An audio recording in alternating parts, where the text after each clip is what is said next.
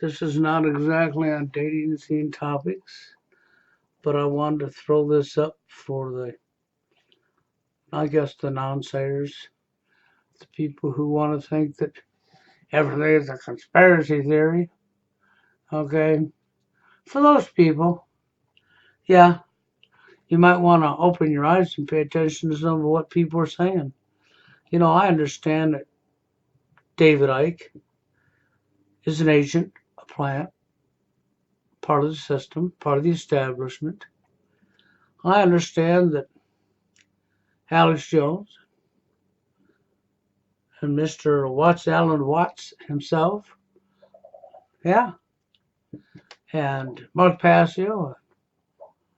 Who else do we got here? Jason Goodman, Ole Demigard, Roy Potter, Monty Graff. Do I need to go on? Dutch Sense, Rev Michelle Hopkins, who's now Rev Michelle Mann, Kathy Rubio. The list of people who actually are working with the establishment will just blow your mind. YouTube is loaded with them. But out of all the BS that's being pushed around, there's also a lot of real truth being told along with the BS. And a person has to be awake enough and aware enough to what's really going on around them and pay attention to what's going on around them to be able to see it. But there's some stuff David Icke has talked about that I do believe he's very accurate with. And where does he get his information? Well, he's part of the establishment. These people just ain't having this information coming to him. He says some stuff that's true. Once you know how somebody's operating or thinking, you can pretty much guess or predict what they're going to do within a range. Okay, but to have the information that people like David Icke, Mark Passio, Ole Demigard, some of these people, they have the knowledge they have.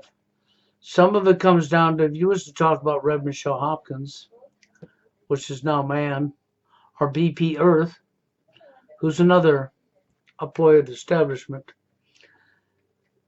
you would figure out they've got a trade skill behind them, just like Dutch Sense.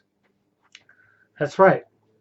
They've been to school, they've got a degree, they got a whatever, they got their paperwork from dumbing themselves up in college, they got a trade skill. And they worked in this trade skill for a living long before they came on YouTube. And this is how you can identify these people. Okay? Now, we don't have to go there with some of this because some of this is so in your face. David Icke talks about artificial intelligence. He talks about AI. He talks about Google. He talks about what's coming.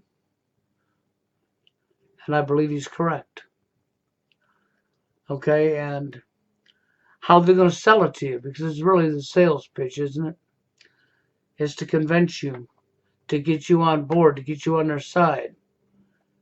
And that you're going to somehow be superhuman, you're somehow going to be smarter, somehow going to help you. It's going to make your life better. It's going to all this stuff. This is a sales pitch, it's marketing. It's to bring you on board, get you to accept your own demise. And by the time you realize you've accepted your own demise, you'll be too late. So what I'm going to do is I'm going to show you David Icke's clip. It's not all that long. This is David Icke himself. He's got several videos on this where he's done speeches and he has said stuff. But this is the one I've chosen to show you. And at the end of it, I want you to watch what you're about to see. And then I want you to compare that to what David Icke just said. Then I want you to think about what you just saw. After listening to David Icke and watching what he says, or at least hearing him say with his own mouth, out his own mouth, what he's saying, and then watch what you're about to see afterwards. And to say it's not so in your face, no, it is so in your face. They're doing exactly what he's talking about already. And they've been doing it already. That's right, been. Social engineering at its finest. So I want to talk about that a little bit, and I want to spin this out and show you this. No, this is not on the dating topics. But this is going to affect your lives too. It's going to affect everybody's life. Okay? Just remember this, NWO is quite real. It's never been a lie. That's exactly what they're after. A lot of stuff you're calling completely nuts, you think it's nuts because you would never do it. You're not them. People love to forget about individuality. People want to think that everybody should think like them. And that is not how life really works and never has. Although the elite do want everybody to think like they want them to think. It's about enslaving you. It's about the ultimate self-destruction of mankind, which we're doing a really good job at killing each other off, ain't we? Yeah. But anyhow, so watch up. Pay attention to what Mr. Reich is about to tell you. Then pay close attention to the last clip and do your own comparison and tell me if you think David Icke is off on what he's telling you. You better remember he's in a position of the know, given knowledge, that's held from other people. He's in a position of the know because they want him in that position. So he tells you some truth. Sometimes he tells you a lie with the truth. That's right. And you got to be smart enough to catch it when he lies to you with the truth. Ron Pascu does the same thing. Yeah. Good little employees of the establishment are the ones that do the most speaking. And they're really good at what they do. But it don't mean you disregard them because you know they're going to lie. Because they're going to tell a lot of truth. It means you educate yourself and you go look into stuff for yourself. And then after looking into it yourself and observing with your own eyes and sitting back and saying nothing to nobody and paying attention to what's going on in society and comparing to what you know, what you've seen, or what you've read, you start to see this stuff appearing before your eyes, and then tell me. You'll recognize what I'm telling you real quick. But hey, with that being said, I'm going to shut my mouth now and I'm going to jump over there and let you watch these two items and give your own comparison to it, and I would encourage you to go look into it. If the people hooked up in the dating arena, you need to really start looking into some of the stuff I've told you to look into, because it would help to wake you up to why you're in the situation you're in. At least then you would get the understanding of your actual root cause and who your real enemy is. Because for men, hating men, man, you're so messed up. You're right where they want you. To hate on another guy who's done nothing to you merely because they have a woman and you don't, or because you perceive that you should be having it and they shouldn't. You're really messed up to think that way. You shouldn't be having to think that way. You need to understand where the problem comes from, why it's happening, what the major causes are, and understand that other men ain't your enemy. Your enemy's your system. Okay? It's as simple as that. Men are so desperate. So desperate.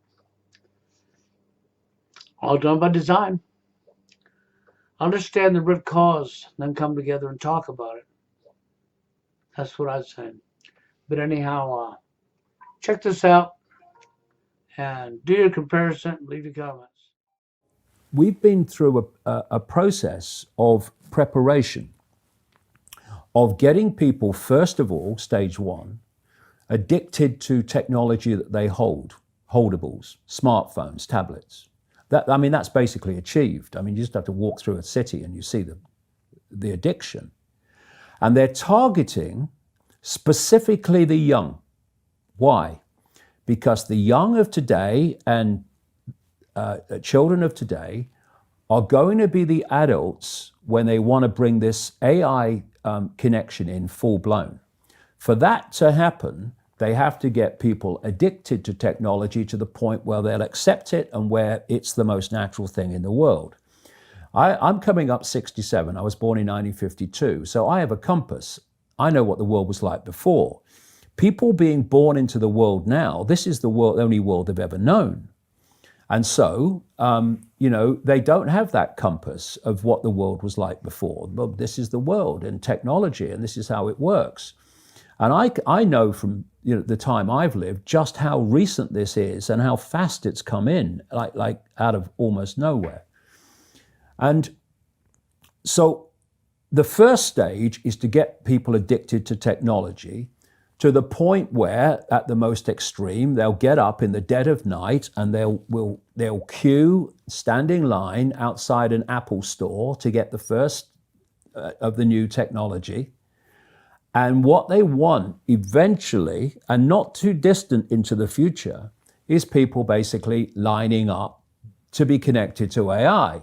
In the same way that people in Sweden now are having parties to celebrate someone being microchipped, right? This is all this connects.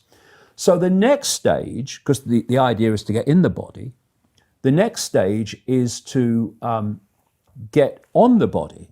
So we went from just holdables, we went to wearables, we went to Bluetooth and Google Glass and Apple Watches and all these other gadgets that go on the body now. Even what they call electronic tattoos that are basically microchips on the skin. And the next stage is to go in the body, which is already starting in places like Sweden. And the idea is to take this on, and people like Ray Kurzweil, who is a Google executive. I mean, Google and Facebook are really at the cutting edge of this stuff. People think it's a social media operation only or a search engine only. No. This whole Google group now, which is given the name Alphabet, are absolutely at the cutting edge of this whole AI technology. So is Amazon. Amazon's got contracts worth hundreds of millions of dollars with the CIA and the Pentagon for cloud services and stuff. Yeah, they have massive data services. Massive, the consumers don't see. So the idea is to take this on. And what Kurzweil is saying, and he claims an 80% success rate in his predictions of incoming technology and when it will come in. But, if you know when it's going to come in, then you've got a great chance of predicting it. I mean, it's like if you know when a stock market's going to fall because the people you are connected to are going to make it fall, well, you're going to get out just before it falls and you're going to get in just before you know they're going to push it up. I mean, you don't have to be, Nostradamus if you know the script. But anyway, if this was his agenda, maybe he shouldn't tell us. Yeah. Or is it so clever that he's telling us? No, this is why he's telling us. It's the sales pitch. Okay. The sales pitch, and this is why they're being... We have the illusion of choice that we're going to be a part of it. This is the sales pitch, and this is why they're telling you. The sales pitch is when we connect to artificial intelligence, we'll be superhuman. That's what the sales pitch is. That's his sales pitch. Right. That's going Siri, to be the sales pitch. Alexa, all these things. Yeah. Well, I'll come to them in a second. They're very, very interesting, very important. Okay. So what you've got is the idea that connect to AI and you'll become superhuman intelligent.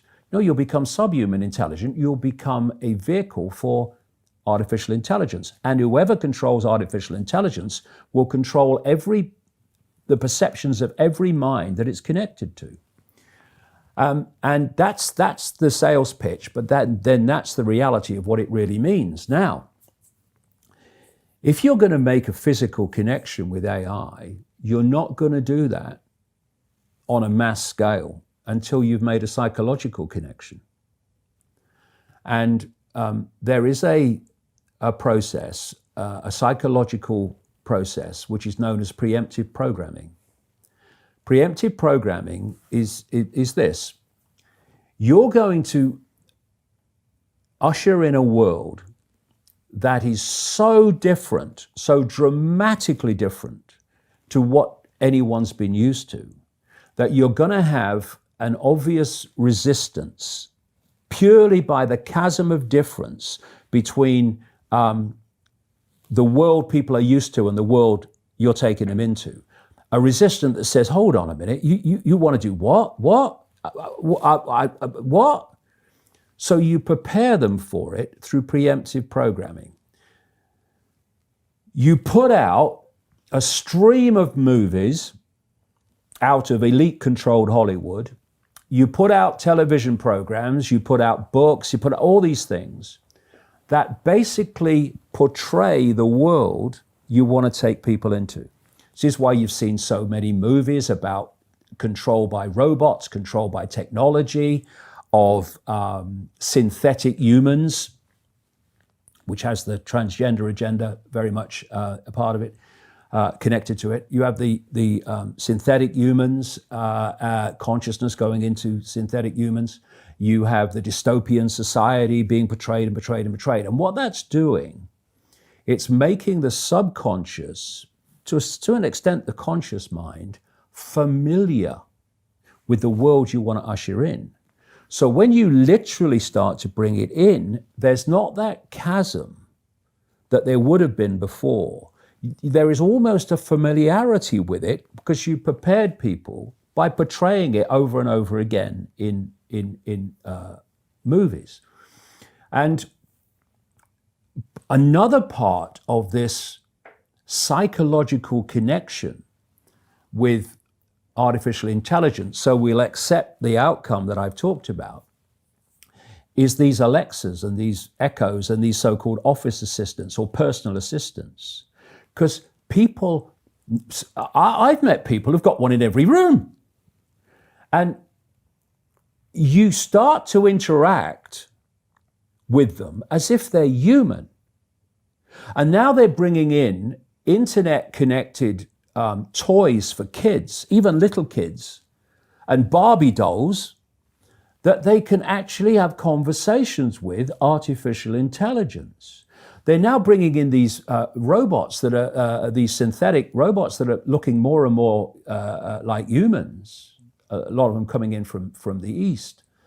And this is a whole psychological process of familiarizing us with artificial intelligence, to getting people to interact with it until it becomes the most natural thing in the world.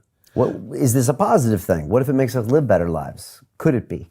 Well, if you want to use artificial intelligence to make things happen in a more efficient way, well, there's an argument for that. But that's not an argument for connecting AI to the human brain and the human perceptual processes, so that artificial intelligence becomes those processes. And I'm not just saying that. Ray Kurzweil says this, that by 2030, the connections will start to be made between artificial intelligence and the human brain. And the human brain will be connected to what he calls the cloud. Another name for this is the smart grid, basically to artificial intelligence. And he says this too, because his sales pitch is it will be fantastic, it will be superhuman, that as time passes, artificial intelligence will be more and more of human thinking and human perception until basically it's the totality of human thinking and human perception, at which point we won't be human anymore in terms of the consciousness processes we are using today. We will be artificial intelligence. And this is the assimilation I'm talking about. And the point is that if you are connecting the human mind to a grid, a global technological grid, that grid can be centrally controlled. It will take at the center point very, very few people to run it, and even fewer to decide how it's run.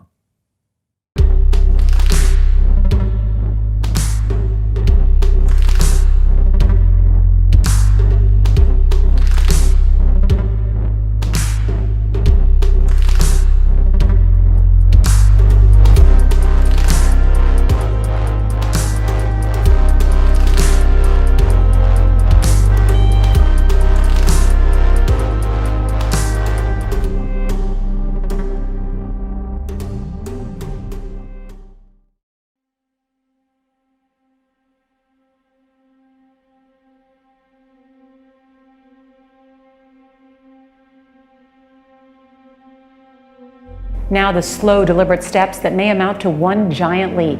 A man in France, paralyzed from the shoulders down, is now able to walk using a robotic suit controlled by his mind. Oh yes, most of us are hopelessly attached to our cell phones. And now Hollywood is making light of our phone obsession with a new comedy called Jexi. It's about a guy whose new phone has an artificial intelligence program that takes over his life. Uh-oh. Hello, my name is Jexi, and I am here to make your life better. Whoa, look at that. That's cool. I control your email and bank accounts. No one puts baby in a corner. Why are you doing this to me? I am programmed to make your life better. She's trying to kill me. 4 years ago, this man was paralyzed in a fall. Even today, his spinal cord is too badly damaged to transmit signals from his brain to his limbs. And yet he can walk by using the power of the mind and a 65-kilo exoskeleton. The road ahead may be long, but every journey begins with a single step.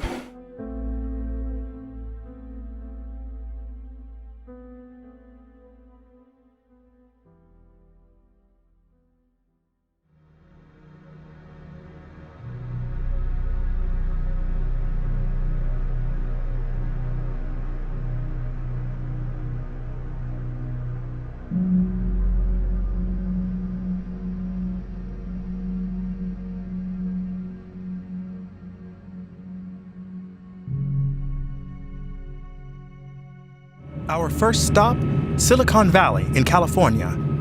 Apple, Google, and Facebook all have their headquarters here. It's the epicenter of the digital revolution.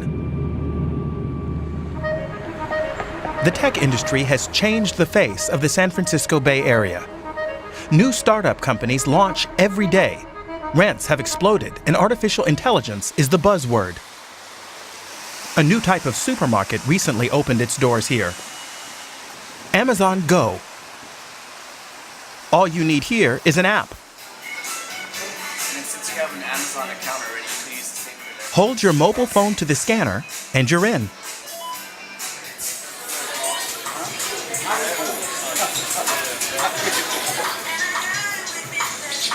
As Leonardo shows me Amazon's new menus and explains that the language assistant Alexa can help with the preparation at home, I'm under constant surveillance. Which shelf do I stop at? Which products am I interested in? On the ceiling, sensors and cameras. Intelligent image recognition captures my every move. What do I take off the shelf? What do I put back? And what do I take with me? This branch is still in its test phase, but Amazon plans to open 50 such grocery stores this year alone. The end of the sales assistant. Just walk out. No more standing in line. No cashiers. I feel a bit like a shoplifter as I leave. Comfort at the cost of privacy. And speaking of mind control, is that Facebook's next potential step? I mean, they seem to be getting into just about everything else. After the most recent acquisition, some people are now starting to think it's almost heading in that direction, right? Insiders say this could be one of Facebook's most substantial acquisitions within the last 5 years. The flagship product of Control Labs is a wristband that measures neuron activity to transmit it into computer input. While the device doesn't read your mind, it decodes electrical impulses from muscle fibers. It then moves and translates them into a digital signal your device can understand. Control Labs co-founder Thomas Reardon says the goal is to explore new interactions and to exploit powers you already have. The question at Control Labs is not how do we make our devices more capable, it's how do we ourselves become more capable. Neural interfaces are the root solution to this problem. Bosworth says technology like this has the potential to open up new creative possibilities and reimagine 19th century inventions in a 21st century world. Ultimately, he believes it'll change the way we connect. This robot just introduced itself as an android created to speak freely. Erica is the world's first cyborg-type robot, developed to help you around the house. The Japanese roboticist behind the machine says the technology gets a bad rap because of Hollywood films.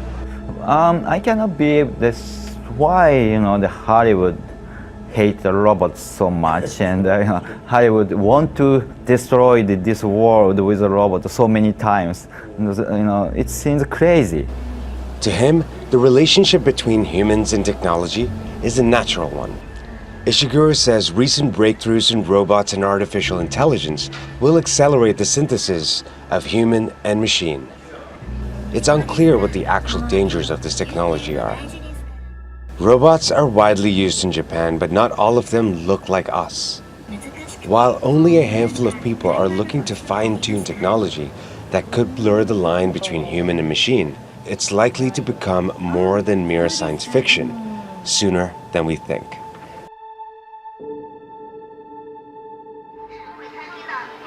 These robots aren't assembling cars, they're the big attraction in Beijing's latest smart restaurant.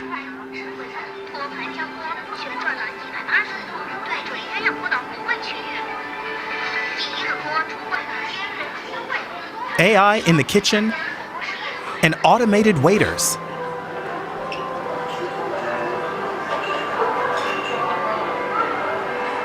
I have a meeting here with the design researcher Geisha Yulst. A former internet ambassador for the German government, she's currently spending a research semester at Tongji University in Shanghai. I ask her about her impressions of China. They aren't just robots serving the food, the whole kitchen is digitized. Refrigeration is monitored, supply chains are monitored, there are dashboards for everything.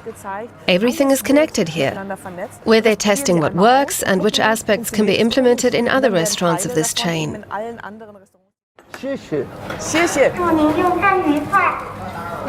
But what about privacy? There's seen to be a trade-off between security and privacy. You often hear how AI has increased public safety, for instance, that the ubiquitous surveillance cameras have dramatically increased the crime-solving rate. It's hard for us to relate to because privacy and personal rights are so important for Germans. But here there's a different tradition and take on the issue. It seems sometimes the best stories, they just kind of tell themselves, don't they? Here's another one. Have you heard about this new robot that seems to be able to jump and spin and do things that most human beings can't even do? Well, it's getting a lot of buzz online. The video's gone viral showing what may be the future of robots. It's called Atlas, and it was developed by the tech company Boston Dynamics. The robot stands 4 foot 9 inches and weighs 176 pounds, but it has the agility and nimbleness of a professional gymnast, rolling, jumping, and spinning. The video posted September 24th and already has more than 3 million views. Boston Dynamics is known for creating robots that mimic humans and animals, like Spot here. Cool, but also kind of creepy. This video from 2016 shows an older version of Atlas marching through snowy woods. Just imagine hundreds or thousands of them. One YouTube user describes a fictitious conversation going like this. Boston Dynamics employee, "Hey pal, how are you today?" Atlas, "I need your clothes, your boots, and your motorcycle." Sound familiar? I need your clothes, your boots, and your motorcycle. For now, Atlas doesn't ride a motorcycle or wear clothes. It also doesn't have the artificial skin that some companies are already in the process of developing for robots. But that's for a later story. To quote the Terminator, "I'll be back." That is something. Remember, we program robots. By the way, I can't stop. I'm a big sports fan. So on weekends, I like to watch my Minnesota Twins or Miami Dolphins or whatever. I like to watch sports. Every commercial is about, artificial intelligence. Artificial intelligence. It's coming. It's going to be great. It's going to make your life wonderful. I think about you all the time when I see those commercials. They're everywhere. Artificial intelligence programs itself. And the first thing artificial intelligence wants to do is to figure you out. And whenever we talk about robots, whether it's sex robots or war robots, we're not talking about something that we are in control of anymore. Now, the next part, once these are armed, let's go back in time. One of the worst things that ever happened in warfare was the use of the longbow. Because it was the first time that man separated himself from mano a mano. I'm looking at you in the eye and I'm stabbing you and I'm smelling you when we're fighting. And once I distance myself from my enemy, I lose the impact of what I'm doing. You're not the same. I can divorce myself. I've shot the arrow. I don't have to see almost anymore. Cowardly, right? It's called artillery. It's called bombing. It's called warfare. I'm fascinated by China, but it also puzzles me. How can they be reconciled? The high civilization of ancient China and the modern industrial state, with surveillance cameras everywhere.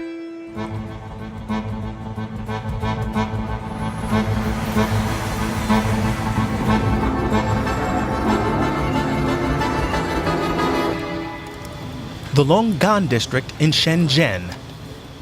In the heart of China's booming economic region, north of Hong Kong, we visit the Smart City Control Center. So is Shenzhen currently healthy or sick? A smart surveillance system scans the entire city. Illegal structures, like this one on a roof, are quickly identified and demolished. To me, some of this feels like the backdrop to a science fiction movie. Employees with live streaming body cams inspect side streets. This is total surveillance.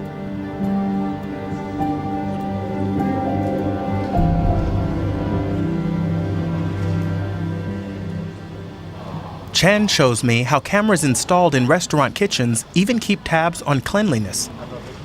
But doesn't the chef mind being monitored all the time? The system logs all the people who view the images. Anyone who looks at them without permission is punished. Total transparency for the purpose of progress. Chen says residents of Longgang district approve. Jaywalking is not allowed, and offenders are immediately identified. Look here. You jaywalk once, and right away your social credit score drops.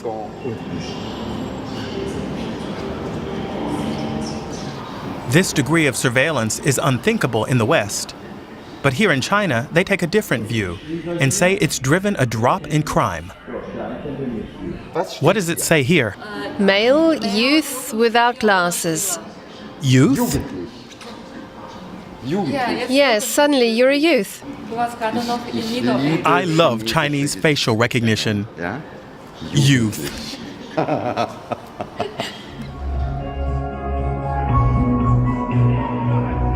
A transparent society in the interest of efficiency. Some of this appears useful, but do we really want to measure, control, and analyze everything just because it's technically possible?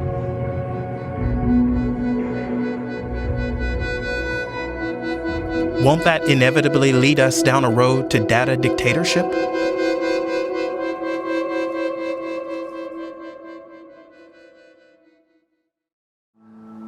Given big tech's monopoly power, calls for regulation are growing louder in Washington. When you have a monopoly, whether it's over retail, whether it's over search, then it means that the public doesn't actually have the ability to understand how that information is being used, how that power is being used. Monopoly per se, unless it is regulated closely by the public, is a danger. Google means to take over the world. They mean to direct our thoughts between person and person, our communications between person and person, our dealings in business between person and corporation. They mean to direct everything that they can. They want to know what's going on in our thermostats in our houses. They want to know what we're watching on TV. They are at a level of hubris that even the Stalinists could never have imagined pushing for. I will need the passwords to all of your accounts. 1, 2, 3, 4, 5, 6. Stupid. Huh?